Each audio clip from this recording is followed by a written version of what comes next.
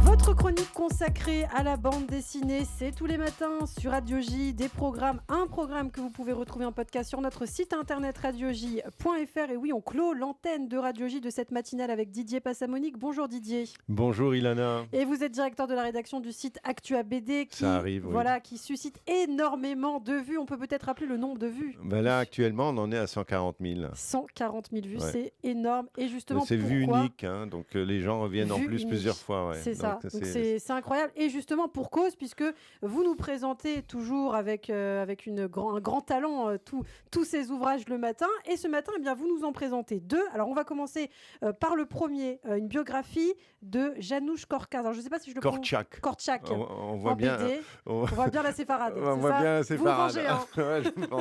Et ça s'appelle Les enfants d'abord. Alors expliquez-nous.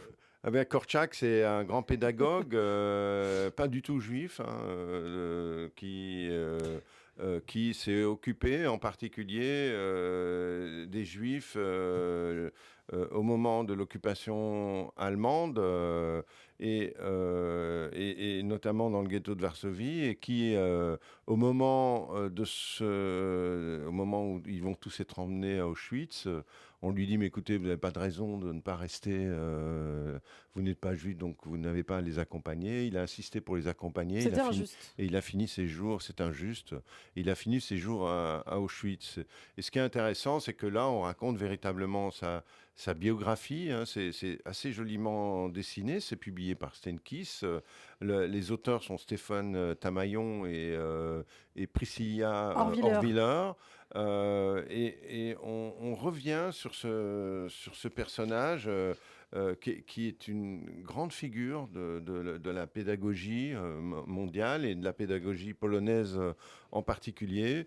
Et ça fait partie de ces ouvrages que Steinkiss publie et qui sont un véritable travail de mémoire qui rappelle non seulement la Shoah et ses victimes, mais également les justes qui ont pu accompagner ces enfants dans les moments précieux de l'enfance, mais malheureusement jusqu'au bout de l'enfer. Et le dessin est assez simple, hein, on peut le dire. Voilà, c'est un dessin simple, pédagogique, hein, comme son nom, comme l'ouvrage l'inspire. Et voilà, donc c'est une figure qui méritait d'être remise au goût du jour et ramenée à nos mémoires. Eh bien, c'est Les enfants d'abord, si vous souhaitez vous procurer cette bande dessinée. Alors, on enchaîne avec une autre BD qui s'appelle Un grand-père tombé du ciel. Alors, BD, roman graphique, qu'est-ce que c'est ? Vous connaissez, le titre doit vous dire quelque chose. C'est une adaptation du roman de Yael Hassan, hein, un best-seller.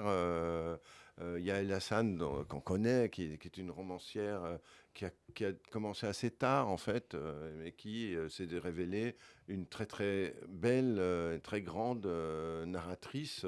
Mais c'est surtout un grand-père tombé du ciel, c'est-à-dire que la petite fille découvre qu'elle a un grand-père. Et le grand-père avait un petit peu coupé ses liens avec la famille, et le voilà qui arrive, donc elle est pleine d'empathie pour ce grand-père qu'elle découvre, qui est presque un petit cadeau merveilleux, sauf que qu'est-ce qu'il est revêche, il n'est pas sympathique du tout, et il la rabroue tout le temps, il est vraiment mal dans très dur. sa peau. Mais elle va comprendre pourquoi.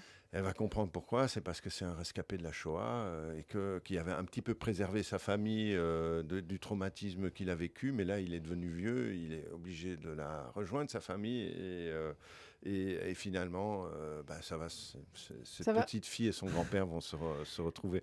Alors le dessin, il est de Marc Lisano, est un spécialiste justement de la transmission de la Shoah, et l'intérêt de ça, c'est qu'il a un dessin très enfantin, qui permet précisément de parler de ces sujets durs comme la Shoah aux plus jeunes enfants. Donc c'est vraiment un livre pour les plus jeunes, hein. Donc on est à 7, 8, 9 ans.